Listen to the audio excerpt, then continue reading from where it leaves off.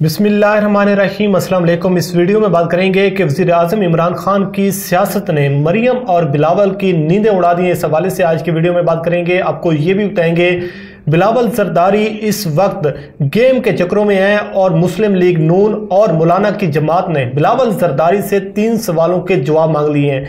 PDM की वापसी का सफर शुरू हो चुका है या फिर पीडीएम का जो फेज 2 है ये नाकाम हो चुका है। इस हवाले से कुछ तफसीलात आपके सामने रखेंगे।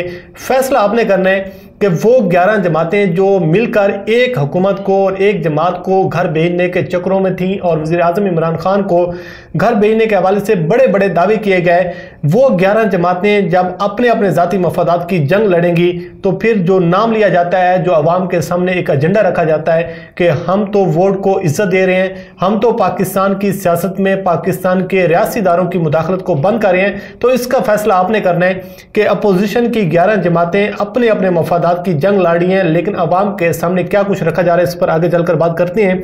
सबसे पहले हम बात कर लेते हैं ब्रॉडशीट का मामला। पाकिस्तान के सियासी मंजरनामे पर छाया हुआ है, हर तरफ बात की जा रही है और ब्रॉडशीट का जो स्कैंडल है ये पनामा प्लस बन चुका है। आपको याद होगा कि जब पनामा का केस मंजर आम पर आया तो उसके बाद ये नवाज शरीफ को लोग मशवरे दे रहे थे, ये नवाज शरीफ की कैबिनेट के लोग नवाज शरीफ को मशवरे दे रहे थे कि मियाँ साहब जी छोड़ें, टेंशन ना लें, ये पनामा जो है ये माजी का किस्सा बन जाएगा, आप छोड़ दें, ये चीज़ें जो है अवाम को भूल जाएंगी।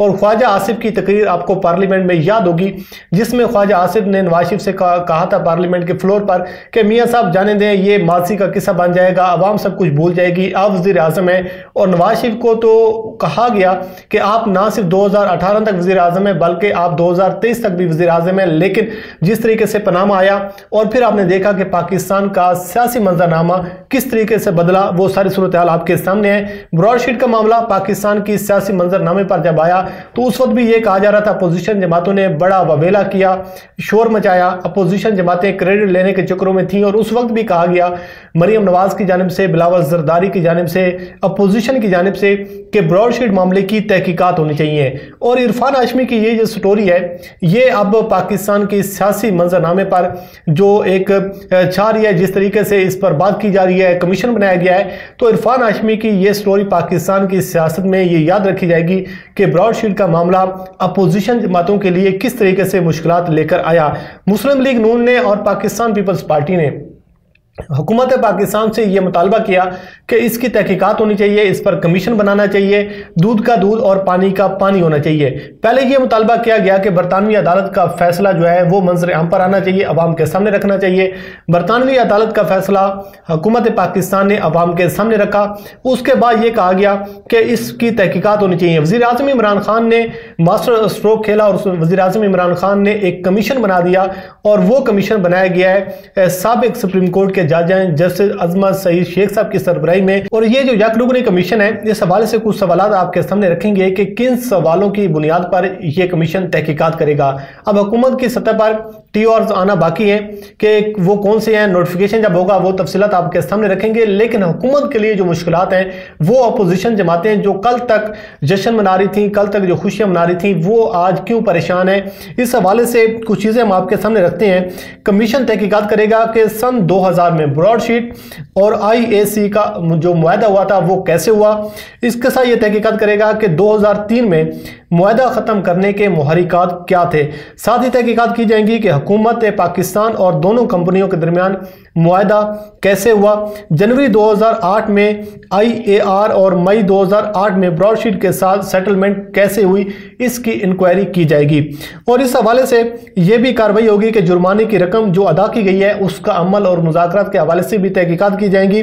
और कमीशन ना सिर्फ ब्रॉडशीट के मामले की जामे तहकीकात करेगा बल्कि कुछ चीज़ें ये भी अब सामने आ रही है कि हुदैबिया पेपर मिल और स्विस जो एक केस आया था जरदारी के खिलाफ करप्शन केस था उसकी भी तहकीकात करेगा। और ये जो कमीशन है पिछले 20 सालों की जो करप्शन के हवाले से तहकीकात करेगा कि किस तरीके से पाकिस्तान को लूटा गया और किस तरीके से पाकिस्तान के कौमी खजाने को नुकसान पहुंचाया गया। और इस हवाले से भी चीज़ें सामने आ रही हैं कि हुदैबिया पेपर मिल जो है इसके साथ साथ सरे माल की भी तहकीकात होंगी। और ब्रॉडशीट को जो कमीशन बनाया गया है जैसे अजमत सईद शेख साहब की सरबराही में ये 45 दिन के अंदर ये तहकीकात करेगा। ये कमीशन फिर अपनी रिपोर्ट पेश करेगा और ये कमीशन को इख्तियारात दिए गए कि कमीशन किसी भी शख्स को, किसी भी इदारे को तलब कर सकता है और उससे दस्तावेज़ात मांग सकता है। अब देखते ही हैं कि ये जो कमीशन है ये इस हवाले से जब तहकीकात करेगा तो सूरत हाल तो ये नज़र आ रही है कि ये पनामा प्लस बन जाएगा। जिस तरीके से 20 अप्रैल 2017 का फैसला है पनामा केस का, उसके बाद जेडी बनाई गई, अपोजिशन जमातों ने मिठाइयाँ बांटी, खुशियाँ मनाई और उसके साथ साथ जब जेडी की रिपोर्ट सामने आई तो वही अपोजिशन जमातें रो रही थी। वही अपोजिशन जमातें मुस्लिम लीग नून खास तौर पर जो कि पनामा केस में उस वक्त थी, उसी मुस्लिम लीग नून की जानिब से फिर जीटी रोड मार्च किया गया, उसी मुस्लिम लीग नून की जानिब से फिर जजेस के खिलाफ कैंपेन चलाई गई और वही मुस्लिम लीग नून जो है आज दिन तक जेटी के बदले में जिस तरीके से करप्शन बेनकाब हुई, आवाम के सामने सूरत हाल आई, वो सारी चीज़ें आपके सामने है। लेकिन ब्रॉडशीट का स्कैंडल पनामा प्लस बन चुका है। मरियम नवाज और मुस्लिम लीग नून के लिए परेशानियां ही परेशानी है। अब ना सिर्फ ये तहकीकात की जाएंगी कि ब्रॉडशीट का मामला ये कैसे हुआ, कैसे सेटलमेंट हुई, लेकिन इसके साथ साथ अब हुदैबिया पेपर मिल की भी तहकीकात की जाएंगी, सरे महल की भी तहकीकात की जाएंगी और स्विस केसेस की भी तहकीकात की जाएंगी। अब देखते ही हैं कि मुस्लिम लीग नून की जानिब से जो जस्टिस अजमा सईद शेख साहब पर जो इतराज़ात उठाए जा रहे हैं, आज भी मरियम नवाज साहबा खोखर बरादरान के पास वहां पर पहुंची हैं, खोखर पैलेस में। उस वहाँ पर उन्होंने प्रेस कॉन्फ्रेंस किया जिसमें उन्होंने अजमा सईद शेख साहब पर इल्ज़ामात भी लगाए। उन्होंने कहा है कि उस वक्त जब ये पनामा केस आया तो तमाम तर जो एक पनामा केस के दौरान जो एक स्कैंडल सामने आया उसमें जो तहकीकात की गई, जिस तरीके से एक साजिश तैयार की गई, उस साजिश में अजमा सईद शेख साहब शामिल थे। बहरहाल अपोजिशन की जानिब से तफज़ात सामने आ रहे हैं। अब हम बात कर लेते हैं जो पीडीएम की वापसी का सफ़र शुरू हुआ है। जिस तरीके से मरियम नवाज, मौलाना फजल रहमान और बिलावल सरदारी के दरमियान अब एक तकसीम होती हुई नजर आ रही है। आपको याद होगा कि 20 दिसंबर 2020 को जब एपीसी हुई और उसमें 11 जमातों ने मिलकर पीडीएम का एक प्लेटफॉर्म बनाया तो उस वक्त भी ये कहा जा रहा था कि ये फिल्म ज़्यादा देर नहीं चलेगी। उसकी वजह यह है कि ज़ाती मफादात की जाएंगे और जब ज़ाती मफादात एक दूसरे की जमातों के सामने आड़े आएंगे तो फिर लड़ाई बड़ी शिद्दत इख्तियार कर जाएगी। अब सूरत हाल यह है कि फेज़ 2 सामने आया, फेज़ 1 सामने आया, फेज़ 2 सामने आया और अब सूरत हाल यह है कि पीडीएम की 11 जमातों में से जो 3 बड़ी सियासी जमातें हैं, पाकिस्तान मुस्लिम लीग नून, पाकिस्तान पीपल्स पार्टी और मौलाना फजल रहमान, 3 जमातें हैं, 3 बयानियां सामने आ रहे हैं। मौलाना फजल रहमान ये चाहते हैं कि लॉन्ग मार्च होना चाहिए, इस हुकूमत को घर भेजना चाहिए। मुस्लिम लीग नून अब ये चाहती है, जब से लाहौर का जलसा नाकाम हुआ है, वो कहती हैं कि एहतजाज करते हैं, जलसे जुलूस करते हैं। और इसके साथ साथ पाकिस्तान पीपल्स पार्टी, आसिफ अली जरदारी और बिलावल जरदारी अब ये कहते हैं कि इमरान खान के खिलाफ तहरीक अदम एतमाद लेकर आते हैं। तो ये एक आईनी तरीका है जिसके तहत हुकूमत को घर भेजा जाएगा, सिस्टम को नुकसान भी नहीं होगा, सिस्टम जो है ये जिस हवाले से बात की जा रही है कि एस्टेब्लिशमेंट की मुदाखलत होगी, एस्टेब्लिशमेंट इससे फायदा उठा सकती है। तो पीपल्स पार्टी का ये कहना है कि हम तहरीक अदम एतमाद लेकर आते हैं।